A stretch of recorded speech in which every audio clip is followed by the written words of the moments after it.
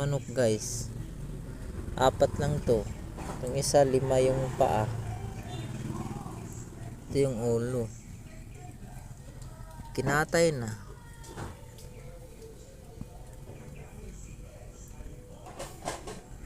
Singyalan na ba ng manok nay? Ha?